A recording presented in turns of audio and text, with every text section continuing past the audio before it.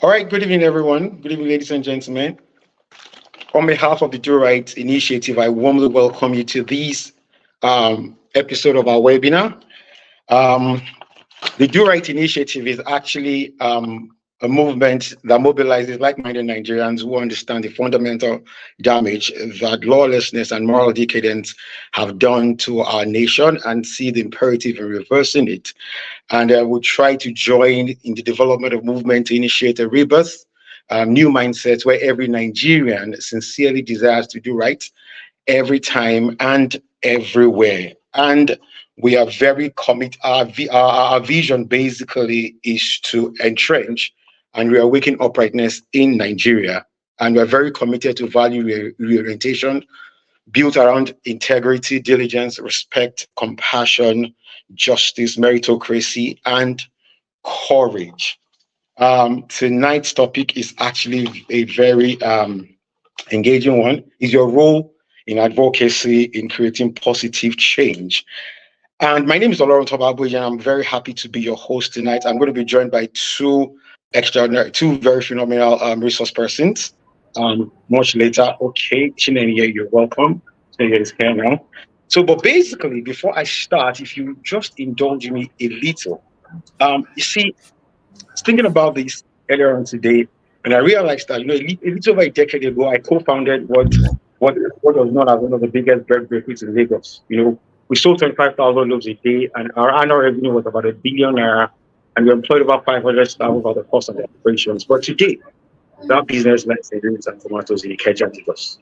Every day over the last 2 years, we have seen the death of a number of commercial bakeries across the country, leading to massive loss of jobs and other socioeconomic issues. And one of the basic issues in this sector is that in the last 3 years alone, it's been about 1,020% increase in the price of direct materials. And the main culprit is wheat flour.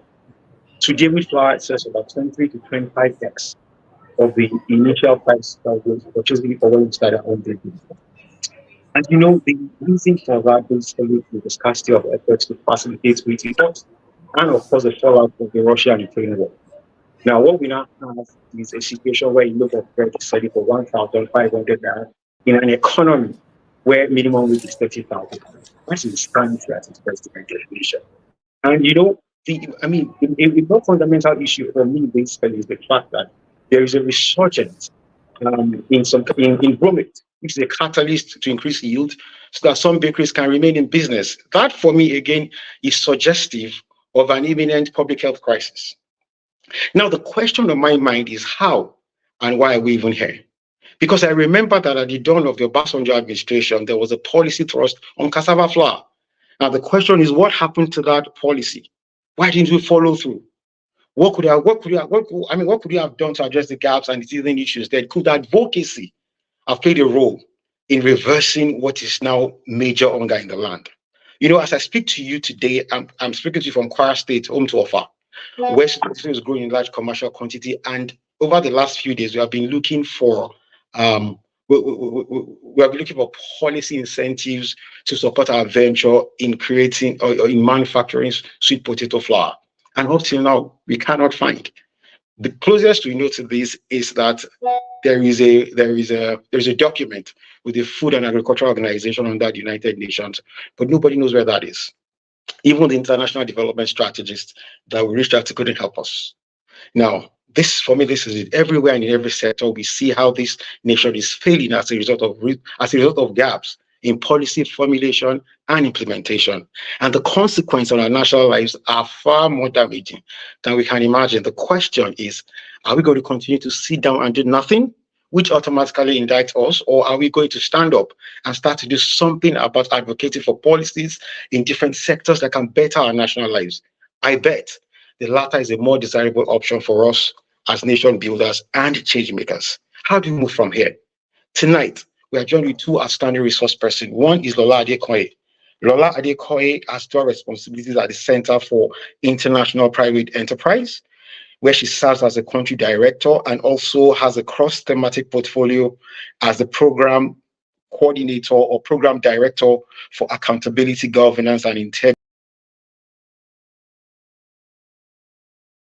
an experienced international development and policy professional with a demonstrated history of conceptualizing and executing innovative initiatives in response to complex, evolving governance challenges. Lola, you're very welcome, and we're very glad to have you tonight. Thank you, Toba. Okay, Very then, happy to and of be here. course, yeah, we really hope to learn from you. And of course, we have Chine Uwanaka. Chine, I hope I didn't murder your name. I hope I didn't murder your surname. Uwanaka, am No, I you're correct? good. Okay, Wanaka, yes. Uwanaka. Okay, so Chine is a Harvard-trained policy implementation expert and convener of Africa Policy Conversations Initiative, AFPC, which is a Pan African group of intellectuals with a goal to revolutionize policies which will not only serve Nigerian citizens, but also Africans within the continent and in diaspora. The organization actually works with international organizations like the World Bank and the NSIA. Chineke is a nation builder, and her true passion is to empower people and fight against extreme poverty and injustice. She works as the managing partner of Firma Advisory, a law and consulting firm in Nigeria with clients across Africa, Middle Belt, Europe, Africa, Middle East, Europe, and America. Chine, you are very, very welcome. Thank you so much. Thank you for the All right. introduction. Okay, so once again, welcome everybody. If you are joining us for the first, if you are joining us again, this is an initiative of the Do Right. This program is an initiative of Do Right movement. Do Right is a movement of like-minded Nigerians who actually see the damage that moral decadence and lawlessness has done to our country and feel the need to help in reversing it. We are non-partisan and we're a very secular organization. So let's dive right in. Um, so I think this question is to Lola first, and then to Chineye. In as summarily as you can put it, what is policy advocacy, and how vital is it to the birth of a new Nigeria? Did you get that? Yeah, absolutely, Toba. I'm very excited about this conversation um, for many reasons, and I think they'll start to come through as we start to talk about policy advocacy and all of the other questions that we sort of have outlined for this conversation. So, what is policy advocacy? I think first things first, what is policy? What are policies, right? And just broadly speaking, policies are, sort of a course of like principles or directions or guidance that is adopted by a government when it comes to like countries and nations and even regional entities or geographical locations that governments have come together to say this is our shared policy around specific things. um, and policies can be informed by a shared vision. It can be informed by values that are shared by citizens of a certain country. And, policies can touch on different themes. So, for example, we could have an education policy, and our education policy would be for, to produce more STEM graduates, people who can drive innovation in the tech space, in the engineering space. That could be a policy. So policies are really a set of guidelines and principles with goals that the government sets, or if it's a company, then the company sets for itself. In this context, we're talking about Nigeria, so it would be the government or leadership institutions setting policies. And there are different examples we'll talk about now. Then what is advocacy? um, Advocacy is what influences how policies get made. So advocacy can be led by leaders in the government institutions, the various government institutions. Um, Civil society organizations can be involved in advocacy. Civil society organizations is a really broad group of institutions or organizations. Individuals can be involved in advocacy, usually through collective organizing and community organizing. So policy advocacy is really the act, or all of the tasks involved in articulating the position or guidance that a group of people, institutions, citizens would want to propose, or would want the government to adopt. As an expert, by the way, I all of my conversations here would not be the position of my organization, but I'll be speaking from a lot of experience working on policy advocacy, particularly with private sector organizations. Every private sector organization or every civil society organization that's involved in some form of nation building or democracy strengthening always has a policy position on the relevant issues that affects them. So a good example would be, a chamber of commerce that represents business communities in Nigeria. Let's say some of your companies are, folks listening, some of your companies are members of a chamber of commerce. There will be a policy position on maybe taxation, on tariffs, recently there was the talk about cyber something tax, I think it was. And there will be a policy position on that, and your organizations would advocate for or against those policies. That's how policy advocacy works. So that's what policy advocacy is about. So in a nutshell, policy advocacy is where, you are involved in the process of the government determining what the guidance should be for how certain government agencies and institutions should operate to achieve very, very specific goals. And another policy area could be health, the healthcare sector. Maternal mortality rate is very high in Nigeria. So a policy position of the government could be to bring that down, and advocacy could be driven by the healthcare institutions in the country to say, this is how we should do it, and this is what we should be doing, or benchmarking ourselves against that. So that's a very simple way of explaining what policy advocacy is. Thank you very much, Lola. Chineye, and Jay, I'd like if you can just further expatiate on the other side of the question, which is how vital is this in the birth of a new Nigeria? Okay, I actually prepared slides because I felt like this was a webinar. But then today I got questions, and then I'm now torn if I can go through my slides in like 5 minutes or if I should just answer off the top. Which you prefer? I'll give you 3 I'm minutes. still going to speak, but I just wanted to sort of lay a foundation. Okay, I'll give you 3 minutes. Say that again? I'll give you 3 minutes. Okay, I think it says I can present here. Okay.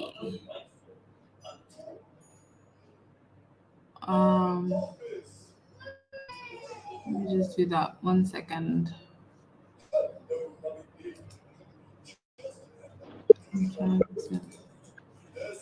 Okay. This is a new app for me, so I'm just trying to, it's uploading the presentation. But thank you for that sort of foundation around what policy is. People think policy is very complicated, but it isn't. It's just basically the decisions, the plans, programs of government. So policy is not just only government, by the way. Civil society, citizens, everybody plays a role in policy making. So, for instance, when you had the NSAS movement, I like to use that example because it was a time when Nigerians came together despite tribe religion and said, we don't want police brutality. We want XYZ. And there was a list of things that the citizens wanted. That's an example of citizens playing a role in policy making. So all of us must be concerned with policy and advocacy. I want to see if, can you guys see anything like on the screen slide? Because I can't. Okay. Perfect. Okay, this is just the first page about me. We don't need to go into it. And here it just talks about, policies. But I think for me, there was a definition of policy that I saw that said something like policy is like a wild horse. A wild horse in the fact that, or in the sense that you start out with one intention and sometimes you have like unintended consequences. Look at the full subsidy removal now. In quotes, World Bank, IMF, everyone was like, you have to remove subsidies, you have to float your currency. But now it's leading to like untold hardship, it's leading to so many situations. So policy making is not just something you just sit down in your office, you say this is gonna happen, you enact it, or and then it just goes that way. So it's like a wild horse, it can go in different directions and it can have huge unintended consequences. So that's just what I wanted to point out with that. Now, why do policies fail? Right? Even the biggest organizations in this world who have tried to support development of policy and implementation of policy in Africa have spent billions of dollars over the past decades. And you still see those countries like Nigeria stuck in that poverty trap, having a lot of binding constraints, and the needle isn't moving, right? Despite donor aid, support with policy making, best practices, global best practices, and all that. So one of the major problems why policies fail is something called isomorphic mimicry. And isomorphic mimicry is just a simple word that, or it's a complex, but it basically means copy and paste in simple terms. So our governments in Africa, unfortunately, have most times outsourced thinking, right? So everybody just wants to copy what the West is doing. If you look at our laws and our policies in Nigeria, a lot of it is borrowed from the UK. Something great happening in China, we copy it. We just copy and paste without thinking about our context. Other things like working in silos. It will shock you that in this current government, a lot of ministries and ministers in the same government are not even working together. You know what I mean? There's a lot of lack of coordination, duplicity. One agency is doing one thing, another agency is doing one thing.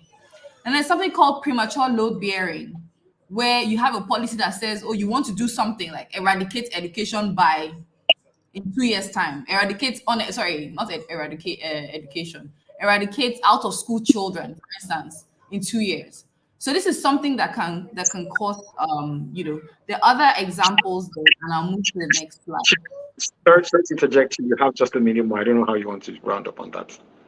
Okay, that's fine. You can just I basically answered the question, right? What the question was about policy, right? So I basically answered it. Thank you very much. Thank you. That is much appreciated. The next question, right, is to you, Chineye. Maybe we'll take off from where you stop, because all of the things I picked from your presentation is working in silos, right? So the question I ask is, currently in Nigeria, right, just picking back off on that, right, currently in Nigeria, how effective is advocacy in the policy architecture? How effective is advocacy in the policy architecture? So it depends on who. Sorry? In your own assessment. So do you mean advocacy by citizens individually, or do you mean like how effective? Do you mean how effective is it for us as citizens to advocate? With the work that you do, how do you think advocacy has been effective in helping in enacting the right policies? Okay, I got it now. So to be very honest with you, it's not easy, right? I'm not going to say that, because we work in a very complex environment. And in the beginning, when you're trying to advocate, sometimes people think you have a selfish interest or a vested interest, right? But I would say that with persistency and trying to develop a critical mass, I strongly believe that change is hard. Nobody can do it alone. So organizations like ourselves, Africa Policy Conversations, we try to work with other like-minded people. We have people, Nigerians in the diaspora as well, in other states. So when we have that critical mass, at least the voices are more. Now, if the voices are more, then advocacy can be very effective. But if you're just trying to do it alone or in silos, then you might not really gain a lot of traction, to be very honest. But in the past, we've had people who have changed their policies, who have tried to be a little bit more user-centric and more evidence-based in their approach. So that's my response to that. Thank you. Okay, beautiful. Lola, do you want to jump in on that? Do you have anything to say to that? Absolutely. I think, and Chineye made some really important points. I'll sort of emphasize some of them. But Toba, I think what would be helpful is to um, add some a very important part to that question, which is how effective is advocacy, localized or homegrown advocacy, or how useful is that in policy architecture? I think that's quite an important thing to emphasize. And why is that? It's because, to be honest, one of the things that I see a lot in this space, working in over 16 countries across Africa, and Chinere touched on some of the challenges with why policy formulation or implementation doesn't work, is this. You find that the people who are the most impacted by the problems that you're formulating policy to fix, they are the least vocal about how those policies should change. What do I mean? I give you an example. Take the case of maternal mortality. The people who are in fact impacted the most are in fact women who are having kids, mostly in public healthcare facilities. Their voices are the least heard or articulated or brought up to the top in policy advocacy around maternal mortality health. Or maybe even talk about GBV, gender-based violence affecting women. Maybe talk about people living in slums, for example, and the standard of living in those places. They are the least vocal. Talk about trade policy, the Africa Free Trade, AFCTA, Africa Continental Free Trade Agreement that's just been signed. 90%, the Presidential Business Enabling Committee's recent report confirms that 90% of businesses in Nigeria fall into the small and mid-sized category. And so what that means is, if there's a boost in trade opportunity in Africa because of the AFCFTA, it's really this demographic of private sector partners, the folks who sell share butter, the folks who, are small scale industries. They are the ones who should benefit from trade. But in formulating policies that would advance the implementation of the trade in goods or the trade in services protocols under the AFCFTA, they are the least considered. Their voices are the least heard. It's the larger businesses or the institutions that have the funding to build coalitions and be part of the policy dialogues that are able to articulate their position on policy making. So in terms of the policy architecture in Nigeria, it's critical for the beneficiaries, the folks who are impacted by policy making. It's critical for their own perspectives to be considered in the policy making architecture, because that's one of the reasons why we find that we make policies but they fall flat on their face. Why? Because a lot of times our assumptions are off. They are challenged quite a bit. So I sort of have, I hardly think of challenges, but you have to think of challenges to think of solutions. And I sort of have like a 3, point mandate to say, okay, when we go through all our checklists of whether you're making or formulating your policy position right, these are the other 3 that you have to consider. As a donor organization, one of them also is, are these positions we're putting forward, are they sustainable? Are they implementable? You set a policy where you require solid technical capabilities, but you don't have universities or institutions churning out people who can manage Blue Rail, for instance, who can take over the management of Blue Rail.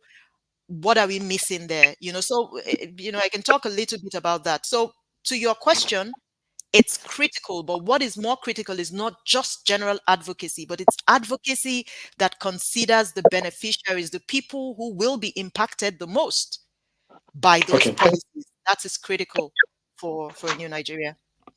Okay, thank you so much, Lola. That's a very important point. So, we're going to take a video breakdown, but we're going to start off. When we start is, how do you think we can change that? And I'm going to put that to you and Chine. What do we need to do to create a more inclusive framework that would bring in the most impacted audience into the whole policy architecture? But we'll take a video break for 30 seconds and then we'll be back. Thank you. Can we have the video break, please?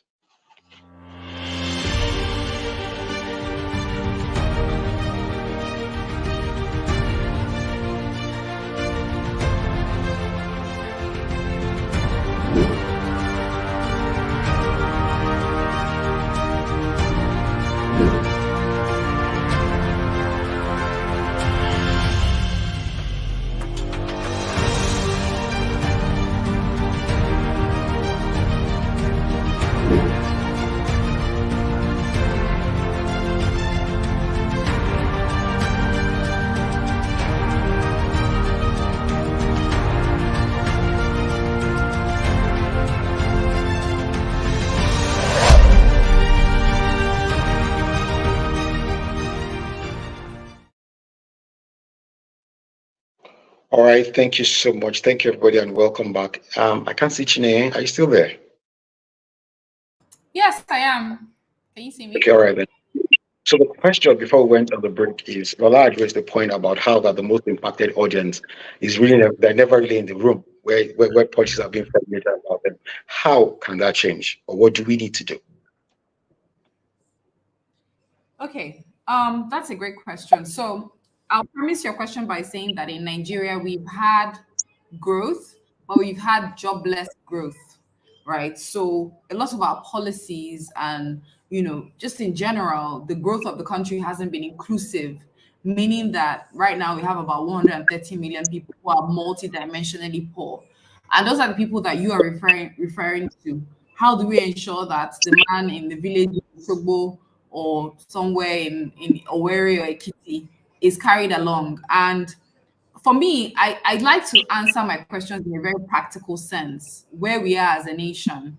Um, a lot of people are so disillusioned, and what the government has to do to ensure that these policies are inclusive is to meet the people where they are, right? Ensure that whatever policy is designed for people is user-centric and evidence-based. The reason why I keep hammering on this is because if you keep copying what other people are doing and you're not really looking at what is actually happening on ground, you keep missing it. Now, there is a role for the people who are on this call to play in this process.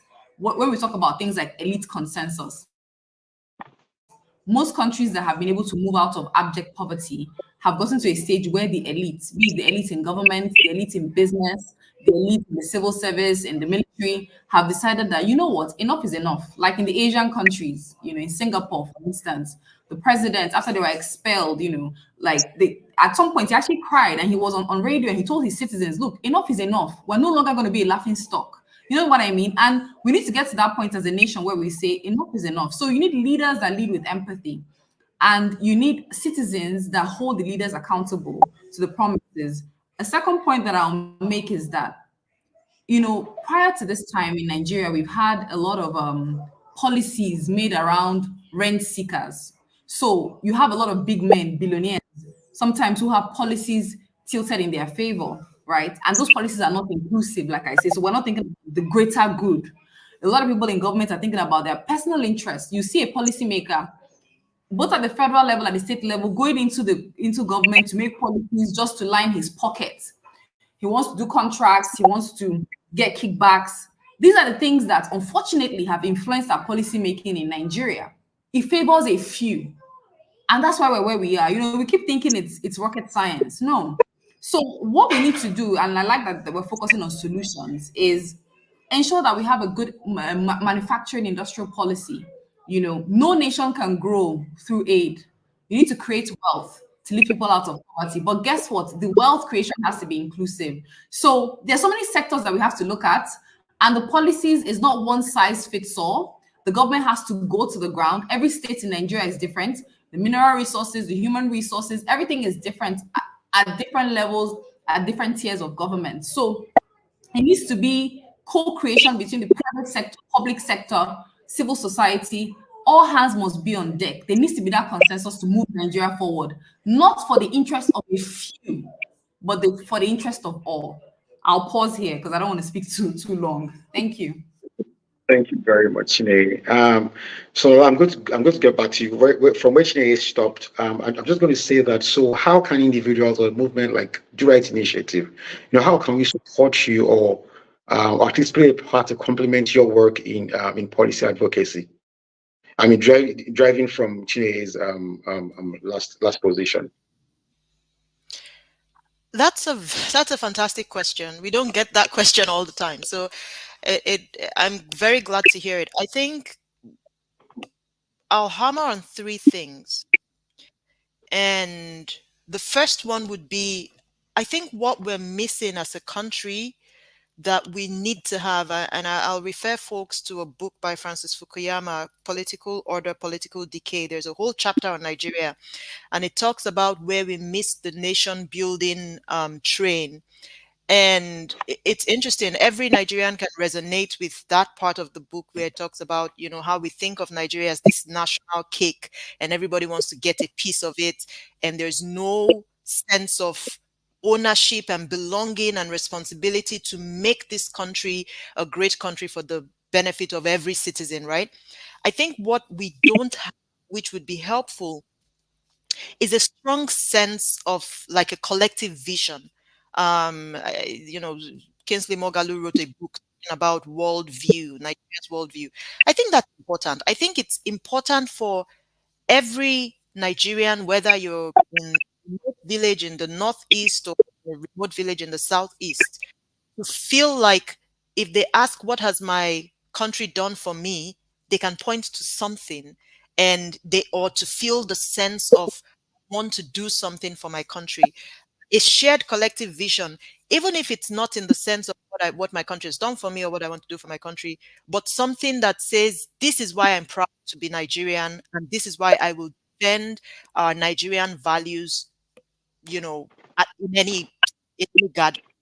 Um, it's a very difficult proposition to sell right now, given how disoriented, defiably so, the young people of Nigeria are today. But I tell you, there's no way that you talk down at something or you don't believe in it. In Michelle Obama's recent book, there's a phrase that I always remember. I want every Nigerian to think about and remember.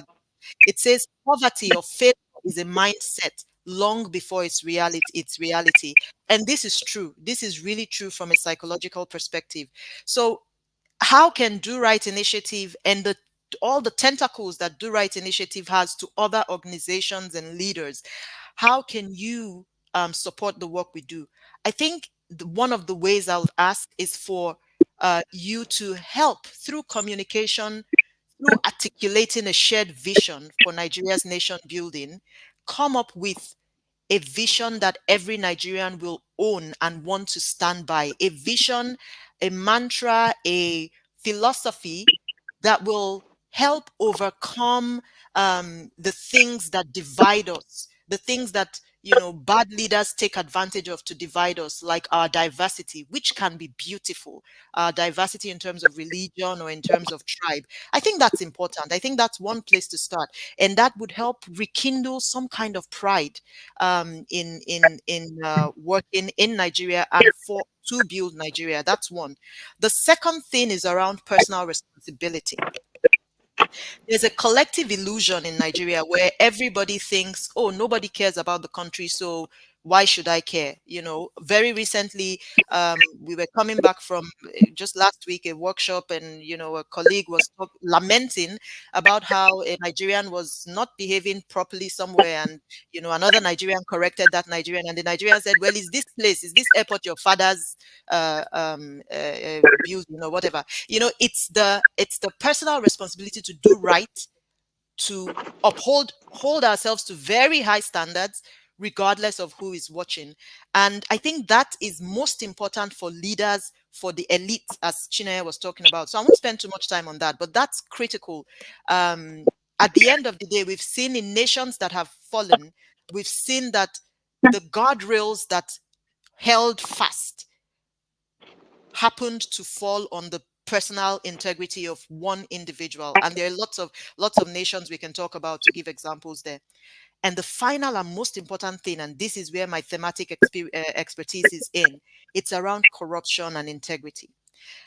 I think even just calling it corruption now just pulls a wool over what it really is. Corruption has become so entrenched that it's now an entitlement, right? And so just peeling back the layers of what corruption is important in Nigeria. But one of the ways that I would connect the first point about the shared vision with this is, if we have a shared vision about what we want Nigeria to be, what we want Nigeria to deliver to us, to our children, and to the future unborn generation of Nigerians, how we want Nigerians to be treated when we go to airports. If we have that shared vision, what corruption then is would be a disconnect between our personal desires and that shared vision that we hold very dear, you know. And so I think the Thank third you. way to help us would be really around just peeling the onion, the layers around really what is integrity in every sphere. It's sad that every time we do a survey and study, we find that the people who are the most vocal and concerned and upset and hurt by corruption are also involved in a certain flavor of corruption, which shows how much we've forgotten, you know, where the line is. And so it's really helpful to build an ecosystem that grows of folks who are starting to challenge the assumptions about what is right and what is wrong, and make that something that's institutional across institutions. And I've been working on that for many years. Got to have a lot more I can talk about there, and support on how to dismantle corrupt networks. Thank you so much, Lola. That's been very helpful. So, Chine, so we're going to take another video break. But before we take that video break, Chine, I'm going to, if you want to contribute to what Lola just said, that's really fine. But then again, I'd like to ask you when we come back, right? I want us to talk a little bit about lobbying, right? Does this have a place in advocacy? I mean, lobbying, right? Does it have a place in policy advocacy? And can we, as DoRight Initiative, galvanize as a lobby group to influence policy formulation and or implementation? Did you get that? So the question Yes, I is, got does okay, beautiful. So we're going to take a video break for 30 seconds, and we come back, we defer to you, Chineye. Once again, thank you everyone for your attention. We'll take a video break, I'll be back. Thank you.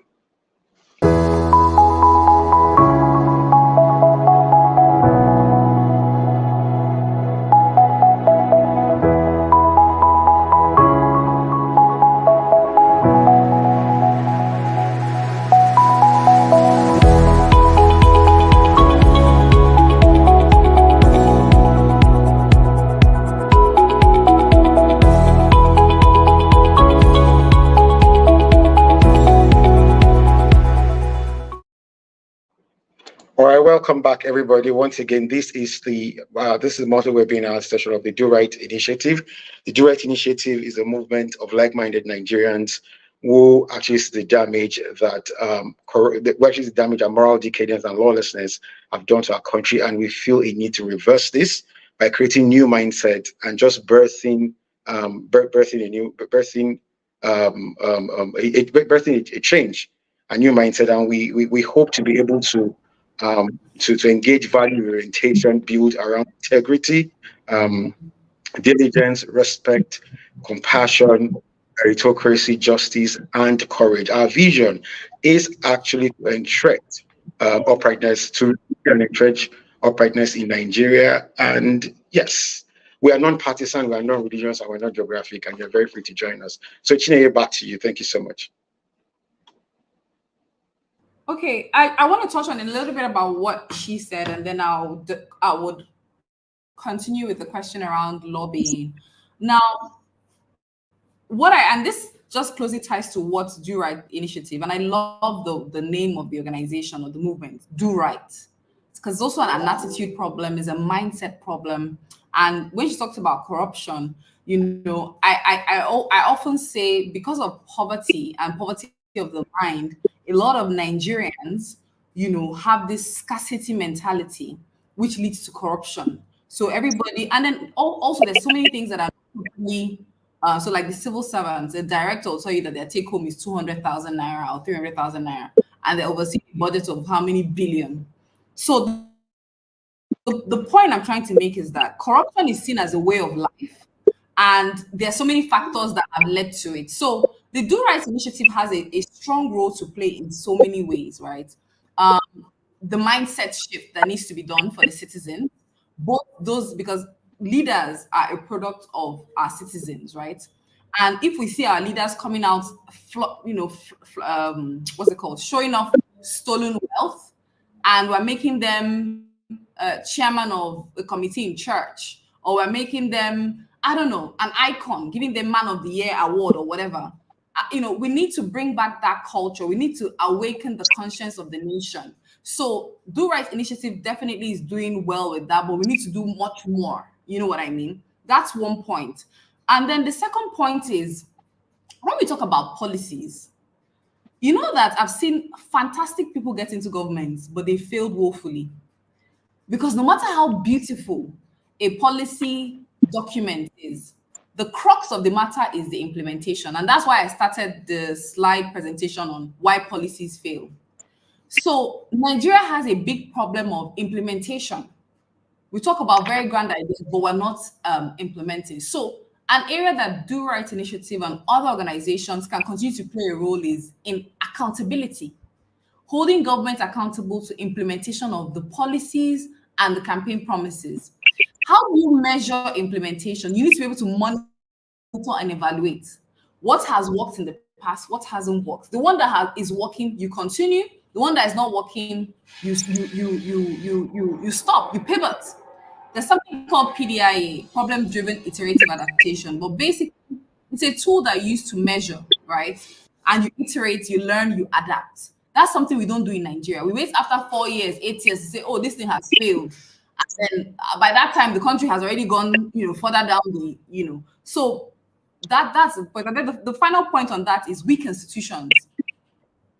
Our institutions, whether it's the court system, whether it's the civil service, whether it's the legislative arm of government, institutions that are supposed to help to safeguard these policies, this implementation, rule of law. We have very weak institutions in Nigeria. If something happens to you, sorry, you're on your own. You can't even call 911. You can't call anybody. Our institutions are so weak. And what Do Right Initiative, I believe, should do, to be honest, is get a lot of people involved. I know we're non-partisan. I'm also non-partisan.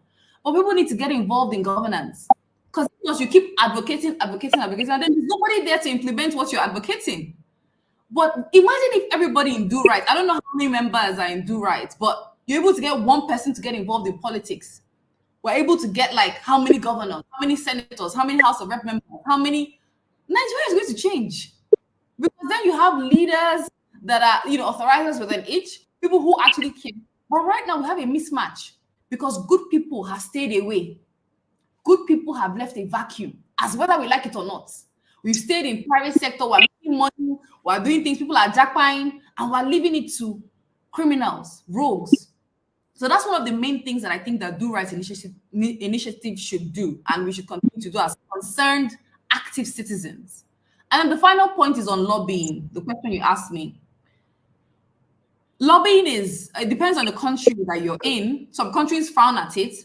In Nigeria, lobbying has been abused because it has become rent-seeking. Lobbying in Nigeria sometimes has led to briefcase businesses. People are just lobbying for their own selfish interests. However, if Do Right Initiative wants to lobby for the greater good and is done in a transparent manner, by all means, because a lot of people's interests are already being taken into account. So at least lobby for the interest of the nation, right? So that's my answer to that question. I don't know if you have any follow-ups. Thank you. Thank you very much. Thank you so much. Lola, do you want to say something in 30 seconds?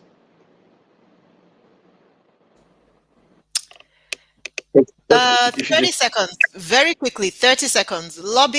Policy advocacy is a very broad space. So if Do Right Initiative is going to be wading into policy advocacy, you need to like hone in on what aspect, what exactly. It could take 7 years to get a policy through. What would that entail? Would it mean legal and legislative changes? Would it mean capacity building? My recommendation would be two things. Before delving into policy advocacy, sort of have a strategy, zero in on where can you have catalytic impact. That would be my first suggestion. Secondly, do you want to focus on legal and legislative changes or implementation? As Chineye said, I even have a slide that, if I knew you could share slides, I'd have shown you. Is just, it shows you the extent and amount of policies and laws that we have that are solid in many parts of Africa, but when it comes to implementation, we are zero. And so sometimes you may not want to jump right into policy advocacy. You might want to jump into tracking the implementation of those policies, because maybe that's really where you might have impact. So just generally, before delving into policy advocacy, it's important to answer a few key questions. What area and what role would you play? And that way you would be able to track impact. Great, thank you so much. Thank you. So we're going to go on another video break. Before, we're going to go on another video break, and then I'll come back to you guys. Thank you so much, everyone. Thank you so much for your attention so far. The session has been very rewarding so far. So let's go on another video break, and we'll come back to you. Thank you.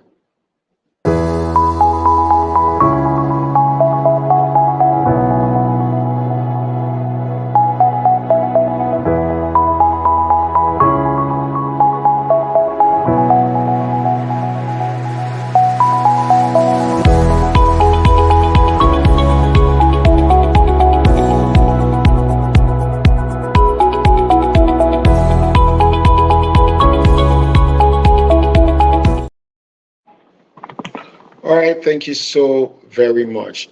So, like I was saying initially when we started, before then, please, this webinar is being streamed live on multiple channels, Facebook, Twitter, and other channels. And I just want to appeal to you, if you have any questions from the audience, please let us have it. I would like to take that for like 3 to 5 minutes. So we'd expect questions from the audience. Thank you so much. But before then, I was saying at the beginning of this session that for example, I'm in Ilorin, Kwara State,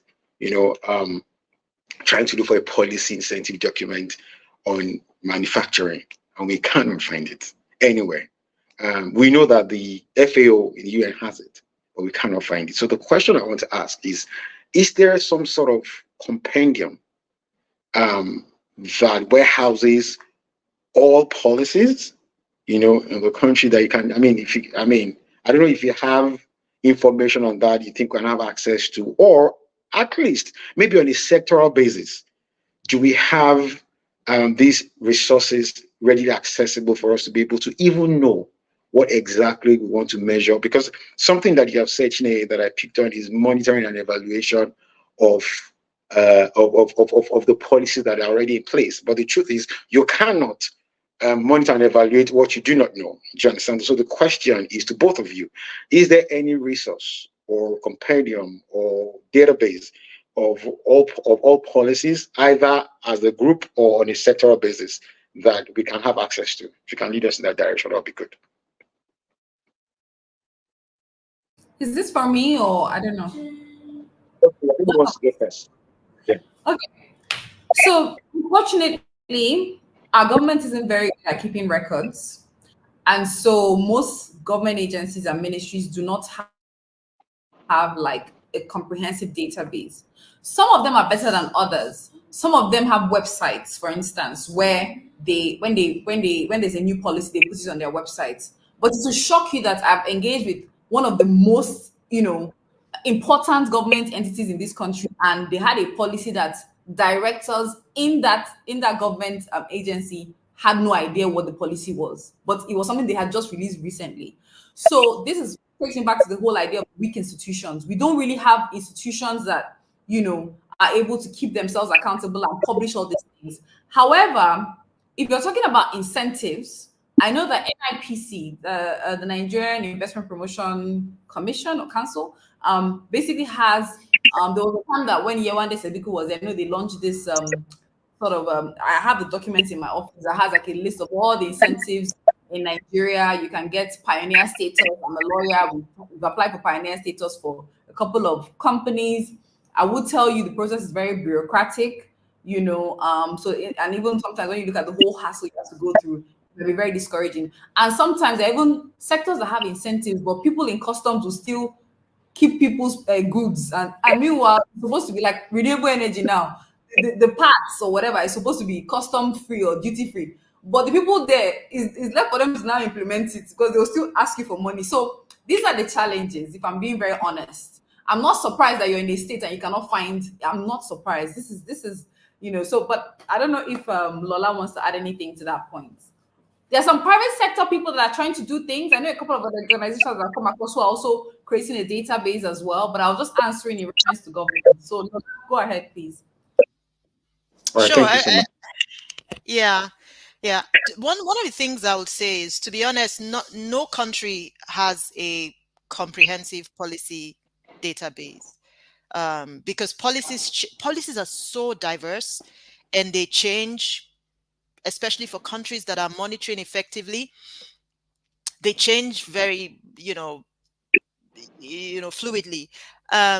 We as SIPE have done something similar in Egypt in the past, but that was focusing on economic policies and in particular sectors, and really focusing on the policies that have been part of the agenda for the chambers of commerce that we've supported.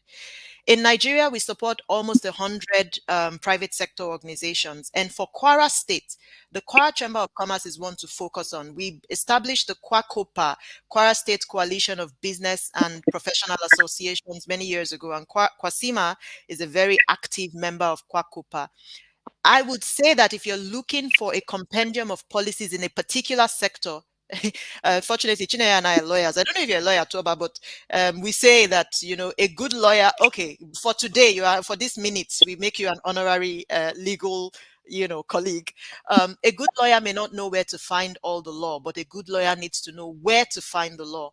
If you're looking for policies about specific stuff, so for instance, Chineye gave an example of NIPC. If you're international investors, or you're going to have funding from an international investor, NIPC, PEBEC are good places to go to see what policies are relevant. But for Kwara State, Kwasima is a good place to go. I really recommend that for businesses, small businesses, mid-sized businesses, please register with a chamber of commerce or a business association that is active and engaged in policy advocacy. You cannot do it alone. So don't try, but register with these associations and hold them accountable to doing things like this. So we hold our chambers and business association grantees and partners accountable to tracking policy changes, and they do a terrific job when they go through the site programs. So if Kwasima is not doing that, it's Kwasima that can do that for you. It's great to have the government publish its policies, but that doesn't do much for you because, as Chineye said, there's often a disconnect from one agency to another, what the policy is. What helps is if your representative organization, like let's say, the Chamber of Commerce in Kwara State, which is Kwasima, if they have the policies, then they will track implementation and they can quickly call out the government to say, this policy you have is either not working or it has too many bottlenecks. So you're able to track the outcomes of those policies. So I'll say for you and for anybody really, almost every state in Nigeria has a chamber of commerce or has a business membership association. Follow up with them. If you're looking in the health sector, you want to look at the NMAs, the National Medical Association. So depending on the sector and industry, you want to look at the most influential, most involved, so to speak, lobbyist group. I don't like to use lobbying because now that word is a bit, I didn't get a chance to talk about that. But most involved advocacy partner for with the government. Look to them to see what the policy is and how it's evolved. All right, thank you so much, Lola. Okay, so we're going to take a final video break for 30 seconds. When we come back, I'm going to give you both 90 seconds each to just kind of take us on. I want to get a little bit more personal. Take us on your journey on how you got to this level to what you're doing, and then for us as individuals, right, that are passionate about this, what is the starting point?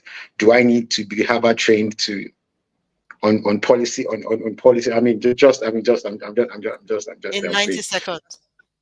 Yes, in 9 seconds. When I come.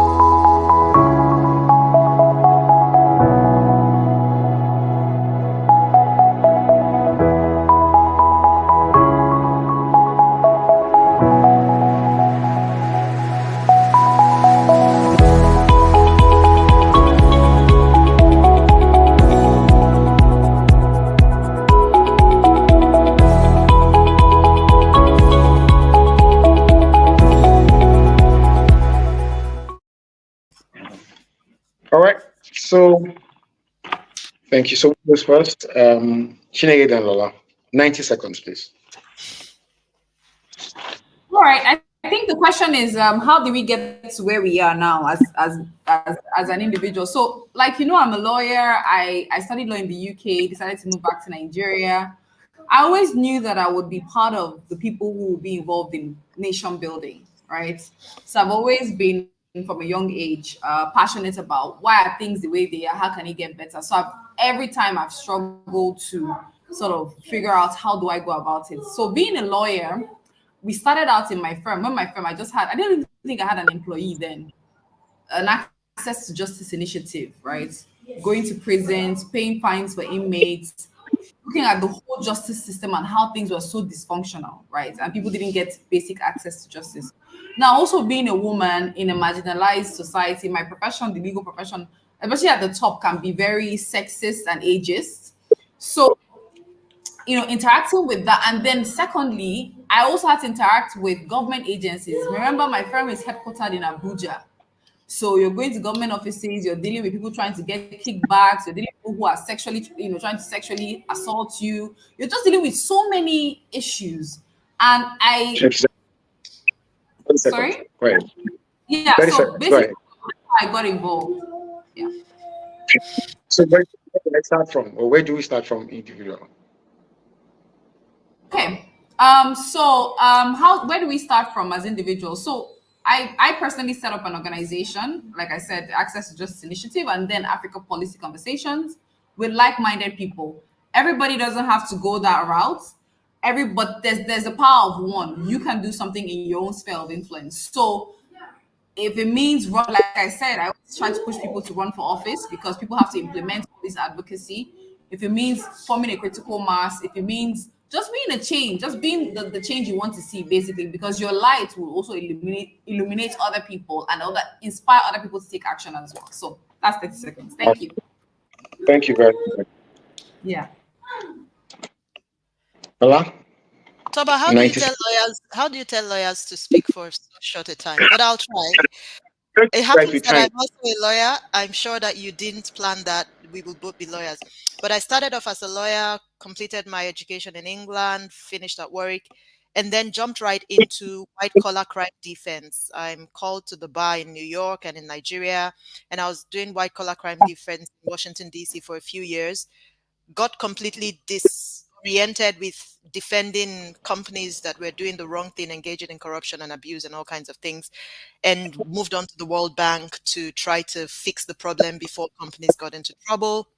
And I always wanted to move back home and work from home and closer to the beneficiaries of our programs. So this is how I find myself doing a lot of anti-corruption, but also policy advocacy work across Africa. I think I did that in time. Okay, thank you so much. Yes. Then coming to the question, where can people plug in? Where do people, how do you engage? I think the first thing to engage would be a mindset. And I would say kick two things that plagues us in Nigeria. One is kick that collective, reject collective illusion. Not everybody is doing it. Not everybody is paying bribes. Not everybody wants to jackpot because it's hard. I'm not saying you shouldn't jackpot, but if you jackpot, keep the door open to jackpot and add your whatever to nation building. Reject collective illusion, number one. Also reject intellectual laziness. It's if you're going to be involved in policy advocacy, you have to have the numbers, you have to know what is working, you have to know what is not working, so that you become an effective partner you can't do it alone. You become an effective partner, an effective part of any collective action group that you form, an effective part of any DoRight foundation organization, if you're going to be part of it, you become an effective voice and director in that. So first of all, start with yourself, reject collective illusion, reject intellectual laziness, and plug in. If you forget anything I've said today, remember these three things. If you have a problem with Nigeria, don't be intellectually lazy about that problem. Research it. The power. If you have concerns about everybody doing the wrong thing, don't believe that. Not everybody is doing the wrong thing. And then plug in with like minds. All right. Thank you so much. Thank you so much. So sorry, I understand that we have a few questions online, but unfortunately, we have to do right with time. I actually also have my learning points, but I think because of time, I won't be able to articulate all of that. But I think I'll to end up with what you said: reject intellectual laziness and plug in. I think that's a good place to end it. And say thank for those of us that have questions, please all these questions. We will have another session where we'll be able to take all of these questions. I want to thank you so much, Nia and Lola, for your contribution. I want to thank everybody that has been online.